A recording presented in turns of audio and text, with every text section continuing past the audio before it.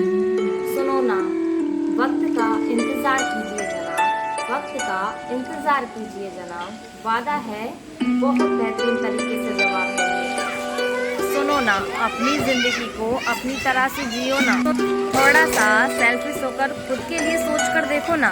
जिंदगी व्हाट्सएप के last scene जैसी है, यहाँ सबको अपनी छिपानी है लेकिन दूसरों की देखनी है।